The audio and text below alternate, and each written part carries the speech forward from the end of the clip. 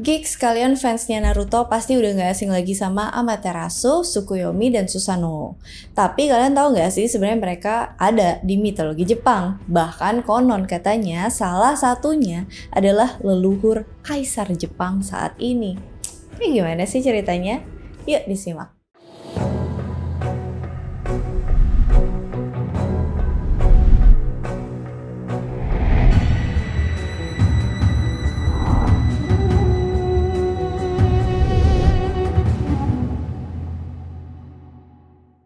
Ceritanya tuh berawal dari kisah Izanagi dan Izanami. Ini udah pernah aku bahas singkat di videoku yang lama. Kalian bisa cek ya, videonya adalah asal-usul mitologi Jepang. Jadi memang Izanagi dan Izanami ini adalah salah satu dewa di awal mula penciptaan Jepang. Ceritanya Izanagi dan Izanami ini bersatu dan melahirkan keturunan-keturunan. Tapi setelah Izanami melahirkan, dia meninggal. Dan dia masuk ke Yomi atau alam kematian. Dan Izanagi nggak terima Izanami meninggal, dia pun nyusulin Izanami ke Yomi atau alam kematian. Tapi ketika sampai di sana dia shock karena ya Izanami udah berubah bentuk lah ya, udah menjadi kayak arwah serem gitu. Terus dia kabur deh dari situ, dari Yomi. Kalau kalian mau lihat lengkapnya, kalian bisa cek video yang itu ya. Jadi ini aku ceritain after dari situ. Setelah Izanagi kabur dari Yomi atau dunia kematian, dia nyoba bersihin dirinya dengan menyucikan dirinya secara ritual di muara sungai Tachibana di Himuka. Pas Izanagi membasuh wajahnya, 3 dewa muncul. Ketika dia menuangkan air ke mata kirinya, Amaterasu muncul, tumbuh dewasa dan bersinar dengan cahaya matahari. Terus pas dia nuangin air ke mata kanannya, muncul Tsukuyomi yang bersinar, bulat, yang memantulkan cahaya saudarinya. Dan ketika dia nuangin air ke hidungnya, keluar deh Susanoo beserta badai. Amaterasu Omikami adalah Dewi Matahari dan diberi kepercayaan jadi pemimpin Takamagahara atau surga. Tsukuyomi no Mikoto, Dewa Bulan dan penjaga malam. Susanoo no Mikoto adalah Dewa Badai dan Lautan. Ketiganya dianggap sebagai keturunan Izanagi yang paling penting dan dikenal sebagai Mihashira no Uzunomiko atau 3 anak mulia. Sebagai anak pertama dan juga Dewi Matahari, Amaterasu memberikan sinar kehidupan ke dunia dan dia pun menjaga harmoni antara langit dan bumi.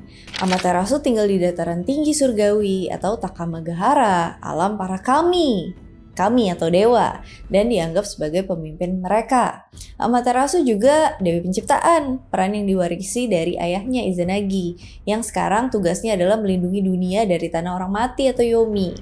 Peran utama Amaterasu adalah sebagai Dewi Matahari. Dalam posisi ini, dia tuh gak cuma berperan sebagai matahari terbit yang menerangi semua hal di dunia, tapi dia juga menyediakan makanan bagi semua makhluk hidup dan menandai pergerakan teratur siang ke malam. Sang Dewi Agung Amaterasu nikahin saudara laki-lakinya Tsukuyomi dan bersama-sama mereka pun menguasai siang dan malam. Iyalah ya, matahari dan bulan. Dan pernikahan itu menghasilkan banyak anak-anak dewa. Tapi sifat Tsukuyomi ini sangat berkebalikan sama sifatnya Amaterasu. Literally kayak matahari dan bulan. Sifat Tsukuyomi terlihat jelas pas dia datang ke acara jamuan Dewi Ukemochi, Dewi Makanan. Kalian tahu gak sih? Ukemochi itu menyajikan makanan dengan cara memuntahkannya, mengeluarkannya dari hidung, dari alat kelamin dan juga lubang belakang.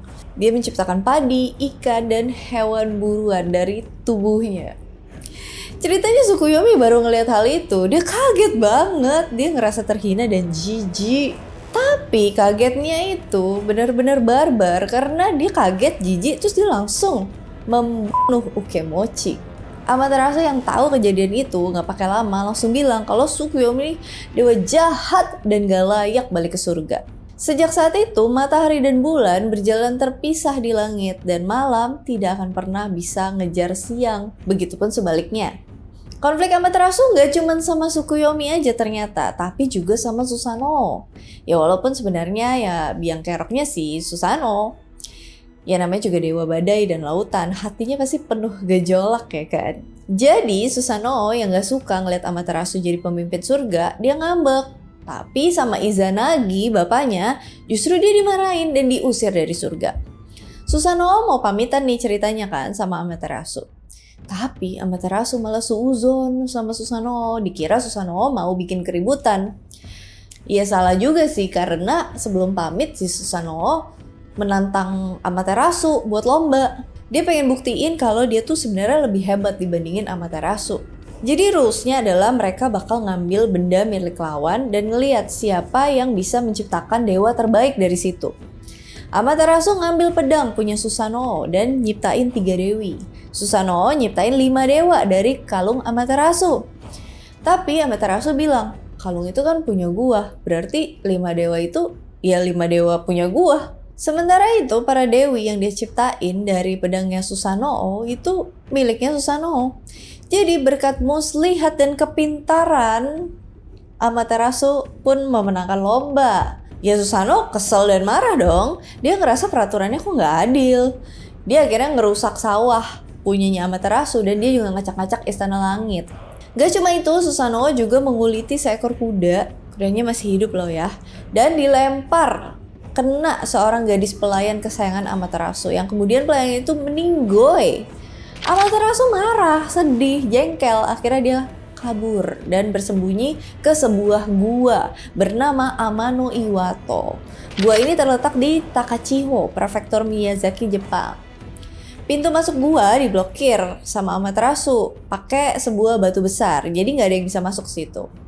Karena Amaterasu masuk gua, maka nggak ada matahari dong yang nyinarin dunia.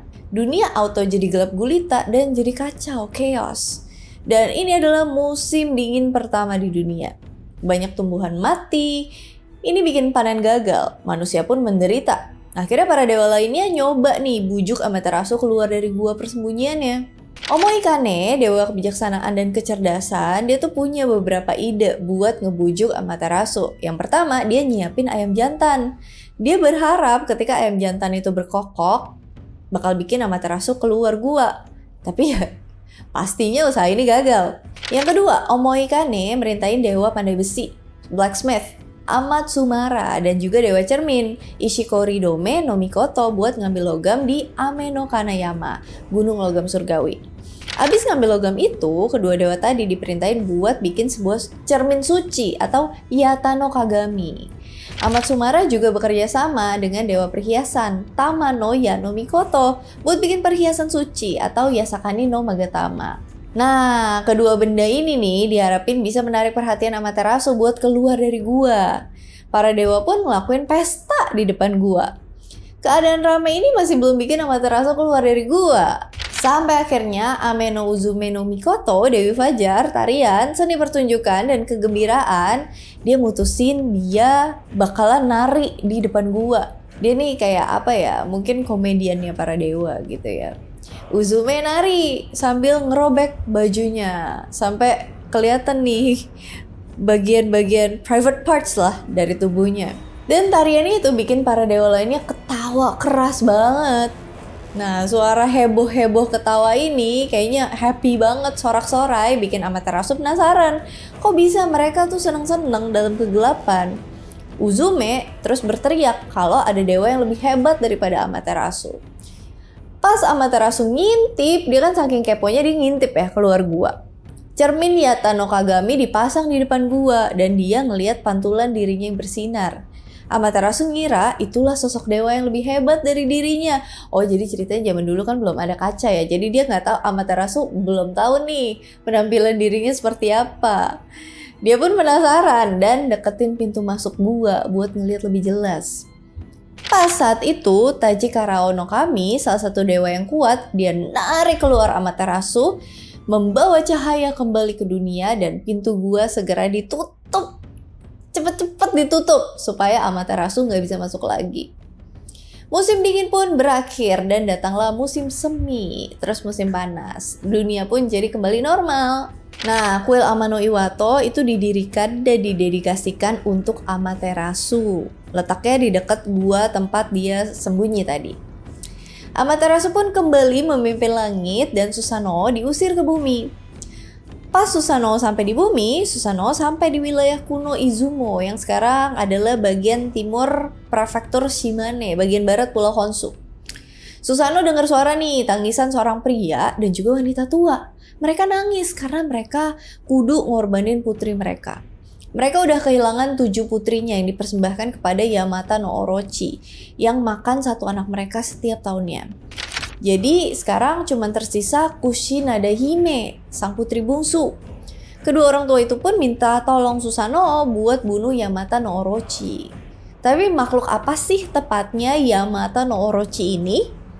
Dia ini adalah naga berkepala 8 dan berekor 8. Ada yang bilang juga dia adalah ular raksasa berkepala 8 dan berekor 8. Ya pokoknya naga lah ya, kepalanya 8, ekornya 8. Dalam budaya Jepang, angka 8 atau Hachi itu sering dianggap angka keberuntungan dan kemakmuran. Ini tuh karena bentuk kanjinya yang melebar ke bawah. Ini ngelambangin kelimpahan dan pertumbuhan. Jadi angka ini tuh sering muncul dalam konteks sakral dan mitos. Kayak Iyasakani no Magatama yang tadi dipakai buat mancing Amaterasu. Kalau diterjemahin ke bahasa Indonesia, artinya 8 permata melengkung syaku. Lagi-lagi ada angka 8-nya kan? Contoh lainnya, Yaoyorozu no Kami atau 8 juta dewa. Tapi dalam konteks Jepang, angka 8 di sini tuh mewakili jumlah infinity, tak terhingga. Emang sih angka 8 ya, kalau kita perhatiin ya, kalau kita miringin 90 derajat jadi lambang infinity kan. Jadi angka 8 pada Orochi itu bukan cuma jumlah literal aja, tapi juga perlambangan dari keberagaman dan luasnya alam semesta spiritual Jepang. Mungkin sebagai referensi kayak gimana bentuk Orochi, kalian bisa lihat Orochi musuhnya Luffy di One Piece. Kalau di Naruto Orochimaru emang identik sama ular kan ya, tapi di situ Orochimaru nggak berubah jadi ular berkepala 8 dan berekor 8. Justru dari tubuh Sasuke yang kena segel kutukannya Orochimaru, keluar ular Yamata no Jutsu atau jutsu ular berkepala 8 pas lawan Itachi yang lagi ngeluarin Susanoo. Yang lupa bisa nonton ulang lagi nanti. Oke, lanjut ke Susanoo lagi. Susanoo mau nih bantu bunuh Orochi, tapi dengan syarat Kushinada Hime itu harus kudu diperbolehkan jadi istrinya. Ceritanya dia naksir nih. Orang tua sang gadis pun menyetujui, ya daripada anak gue metong ya mendingan nikah sama dewa ya kan. Dan Susanoo bikin rencana. Susanoo bikin 8 tong sake. Sake tahu ya, alkohol Jepang. 8 tong sake besar yang super kuat dosisnya. Ke-8 tong sake itu ditaruh di depan rumah pasangan tua tadi. Pas Orochi datang, setiap kepala minum dari tong itu sampai dia mabuk. Dan pas naga itu mabok, tidur kan? Langsung deh Susanoo menghunus pedangnya dan memotong setiap kepala naga satu persatu. Bukan cuma kepala ya, ekornya juga dipotong. Nah, pas dia motong ekor keempat, si Susanoo ini nemuin pedang sakral bernama Kusanagi no Tsurugi. Pedang baru nih, karena pedang yang dipakai Susanoo buat motong Orochi adalah namanya Worochi no Aramasa atau di versi lainnya Ame no Habakiri. Dan pedang ini diabadikan sebagai Shintai atau benda yang disembah di dekat kuil Shinto sebagai tempat penyimpanan roh atau dewa. Pedang ini sekarang berada di kuil Isonokami, prefektur Nara. Abis ngalahin Orochi, Susanoo akhirnya nikahin Kushinada Hime. Dari pernikahannya itu, Susanoo punya banyak turunan nih. Salah satunya adalah Okuninushi, dewa pembangunan negara, pertanian, pengobatan, dan sihir pelindung. Dia nih adalah dewa penting dalam mitologi Jepang yang melanjutkan garis keturunan Izumo. Selain itu, Izanagi yang tahu Susanoo udah melakukan suatu kebaikan, terus dia pun ngasih Susanoo satu tugas terakhir, yaitu dia harus gantiin Izanagi sebagai penjaga Yomi. Susanoo menerima posisi itu dan hingga hari ini dia bertugas sebagai penjaga gerbang menuju tanah orang mati. Karena alasan inilah selain sifatnya yang keras, badai juga sering dikaitkan dengan kematian dalam budaya Jepang. Susanoo ini sangat dihormatin loh di wilayah barat Jepang, terutama di kuil Susa dan juga di kuil Kumano, tempat-tempat yang menghubungkannya dengan peran sebagai dewa pelindung peziarah. Sebelum bertugas menjaga Yomi, Susanoo ini mempersembahkan Kusanagi no Tsurugi. Pedang tadi tuh yang dia temuin di ekor keempatnya Orochi. Dia persembahin pedang ini ke siapa coba? Ke Amaterasu. Sebagai persembahan perdamaian dan penebusan dosanya. Susanoo pun nyuruh Ameno Fuyukino, ayahnya Okuninushi, buat nganterin pedang itu. Dan sampai saat ini, di kuil Hidomisaki itu ada ritual persembahan pedang atau yang dikenal sebagai Shinken Hoten Shinji. Ini dilakuin buat menghormati pengiriman Kusanagi ini. Awalnya nama pedang ini tuh Ameno Murakumo no Tsurugi atau pedang surga pengumpul awan. Tapi nanti akan berubah. Jadi ceritanya, Yamato Takeru, putra Kaisar Keiko, Kaisar Jepang yang ke-12, itu diusir sama bapaknya ke provinsi Izumo setelah dia membunuh kakak laki-lakinya, Pangeran Usu. Selama pengasingannya ini, Takeru dikasihin hadiah Ameno Murakumo no Tsurugi sama tantenya, yang namanya Yamato Hime no Mikoto. Pedang itu dikasih buat melindungi keponakannya di saat-saat bahaya. Pada suatu saat, pas dia lagi perang lawan musuhnya, Takeru nih terjebak di sebuah padang rumput. Musuhnya pun melepaskan anak panah berapi buat membakar rumput dan menjebak Takeru di padang itu. Dan Takeru langsung keluarin Ameno Murakumo no Tsurugi buat motong rumput biar apinya nggak nyebar. Dan saat melakukannya, Takeru sadar kalau pedang itu bisa bikin dia ngendaliin angin. Dia pun manfaatin anginnya itu buat nyebarin api balik ke musuh-musuhnya. Dan musuhnya pun kalah. Yamato Takeru ganti nama pedang itu jadi Kusanagi no Tsurugi atau pedang pemotong rumput buat memperingati keberhasilannya lolos dan menang. Tapi kok pedangnya bisa ada di dia ya? Bukannya ada sama Amaterasu? Jadi setelah Amaterasu nerima Kusanagi dari Susanoo, dia pun nyerahin Sanchu no Jingi atau 3 harta karun suci kepada Ninigi no Mikoto, cucunya, yang akan turun ke bumi buat memerintah dunia atas nama langit. Sanchu no Jingi terdiri dari 1. Pedang Kusanagi no Tsurugi, 2. Cermin Yata no Kagami, dan 3. Perhiasan Yasakani no Magatama. Ketiga benda sakral ini tuh simbol legitimasi kekuasaan Kaisar Jepang, ngelambangin kekuatan ilahi yang diwarisin dari dewa ke manusia. Nah, sebelum si cucunya Amaterasu ini, yang namanya tadi Ninigi no Mikoto, turun ke bumi, yang menguasai bumi sebelumnya adalah Okuninushi, keturunan Susanoo yang tadi aku sebut. Okuninushi ngundurin diri ke dunia tak kasat mata atau Kakuryō. Kenapa dia ngundurin diri ke situ? Karena dunia tak kasat mata ini atau Kakuryō dikasih ke dia buat diperintah sebagai gantinya bumi. Karena ya bumi mau dikasihin ke Ninigi no Mikoto.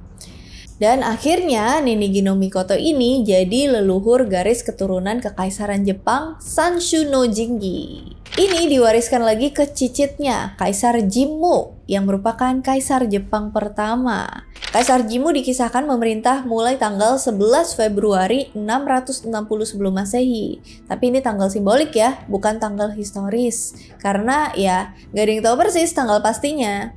Jadi wajar aja kalau pas masa pemerintahan Kaisar Keiko yang berlangsung dari tahun 71 hingga tahun 130 Masehi, Kusanagi ini bisa ada di tangan adiknya Yamato Hime no Mikoto sebelum akhirnya dikasihin ke Yamato Takeru.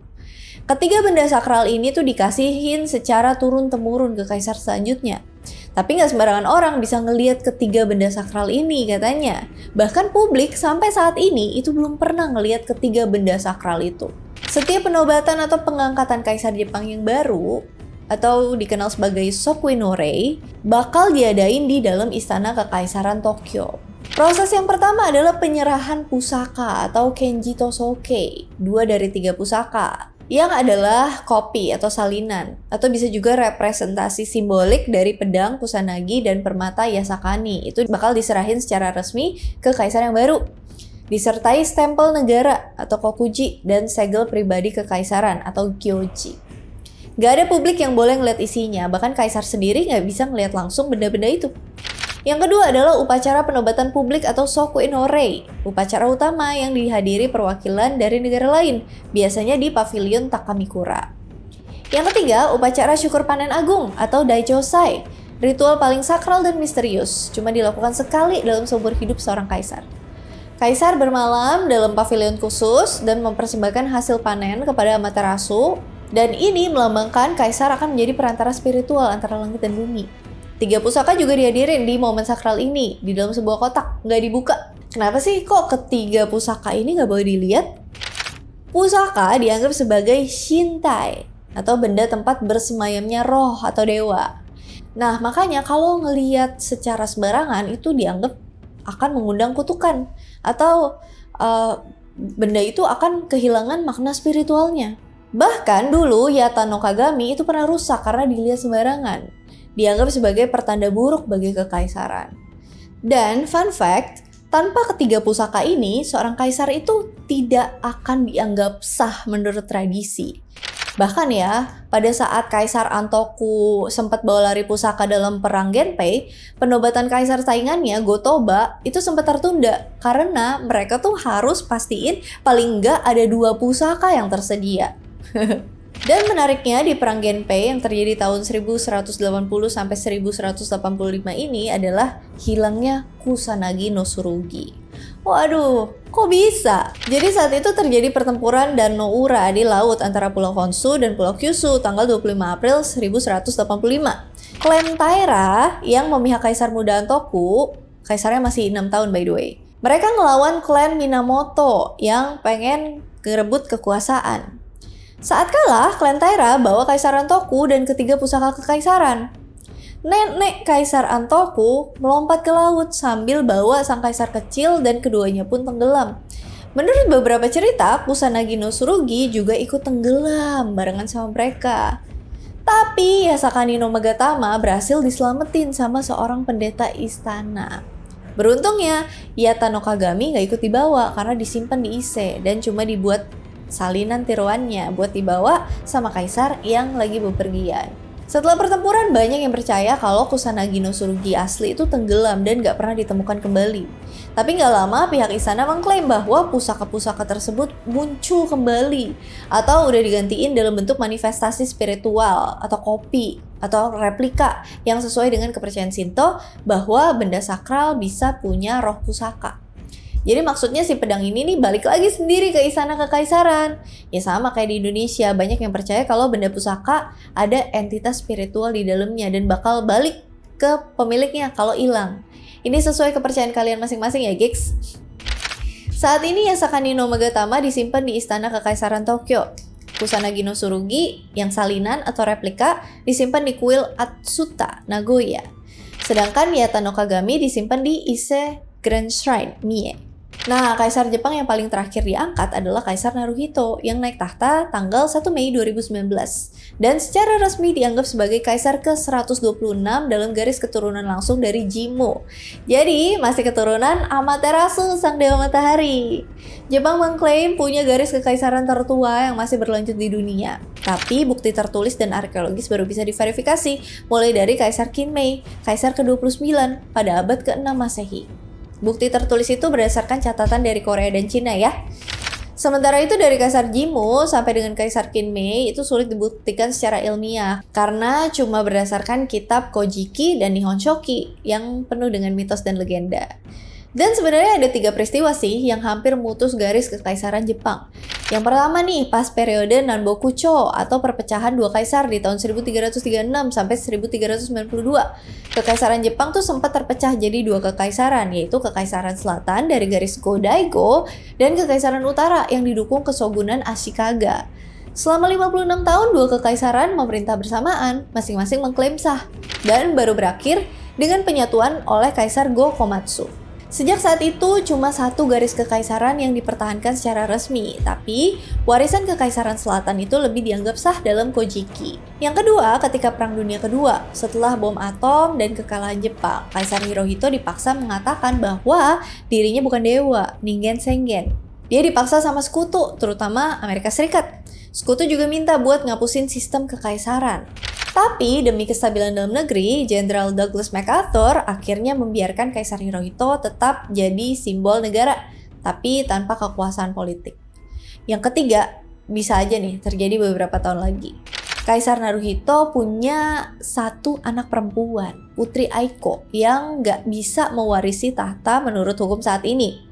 Pewaris tahta saat ini adalah Pangeran Akishino, adik dari Kaisar Naruhito, dan juga anaknya, Pangeran Hisahito, yang merupakan satu-satunya generasi muda laki-laki dalam garis resmi. Kaisar Naruhito juga masih punya adik perempuan, tapi sama aja kayak anaknya, adiknya juga nggak bisa mewarisi tahta menurut hukum saat ini. Nih, kalau Pangeran Hisahito nanti nggak punya anak laki-laki, maka garis kekaisaran laki-laki bisa terputus. Pangeran Hisahito kelahiran 6 September 2006, masih muda banget, masih ada harapan dia menikah dan punya anak. Isu reformasi hukum buat mengizinkan pewaris perempuan itu masih diperdebatkan karena sebelumnya pernah ada 8 kaisar perempuan di Jepang. Kaisar perempuan ini sering naik tahta sebagai penjaga sementara ketika pewaris laki-laki masih kecil atau belum siap. Beberapa dari mereka adalah ibu atau tante dari kaisar laki-laki berikutnya. Tapi setelah pemerintahan Kaisar Shotoku tahun 770, kaisar perempuan itu tidak pernah lagi naik tahta. Alasannya karena kasus Kaisar Shotoku dan Biksu Dokyo, di mana seorang biksu hampir jadi kaisar, bikin elit istana hati-hati dengan kekuasaan perempuan. Pemerintah, terutama di era Tokugawa dan Meiji, itu nganggep bahwa warisan kekaisaran itu harus disalurkan secara patrilineal dari ayah ke anak laki-laki. Jadi, menurut kalian, apakah harus tetap laki-laki yang mewarisi kekuasaan atau perempuan boleh jadi kaisar? Coba komen di bawah. Kisah Amaterasu, Tsukuyomi, dan Susanoo semua itu berdasarkan Kojiki atau catatan peristiwa kuno yang ditulis tahun 712 Masehi dan juga Nihon Shoki atau catatan sejarah Jepang yang ditulis tahun 720 Masehi. Nah, Kojiki ini adalah kitab tertua di Jepang yang merupakan salah satu sumber utama mitologi agama Shinto dan sejarah awal Jepang, terutama tentang para dewa, penciptaan Jepang, dan garis keturunan kaisar. Nihon Shiki ditulis dalam bahasa Cina klasik, bahasa resmi diplomasi dan sejarah pada masa itu, buat nyusun sejarah resmi negara Jepang. Sebenarnya sih buat pengakuan internasional ya, terutama sama dinasti Tang di Cina. Oke, sampai di sini dulu kisah tentang Amaterasu, Tsukuyomi, dan Susanoo sampai ke keturunan-keturunannya sampai ke kaisar Jepang saat ini. Menurut kalian apakah benar kaisar sekarang tuh masih keturunan Amaterasu? Coba dong komen di bawah atau sekalian koreksi, atau kalau misalnya ada yang mau nambahin boleh juga ya.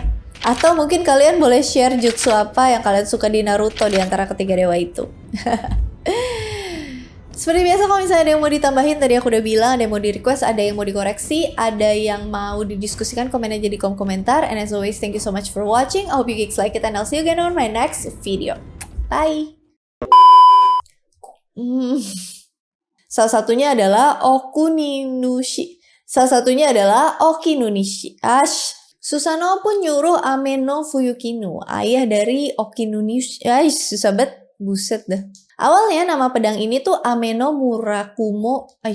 Menurut beberapa cerita Kusanagi terutama tentang para dewa, percintaan.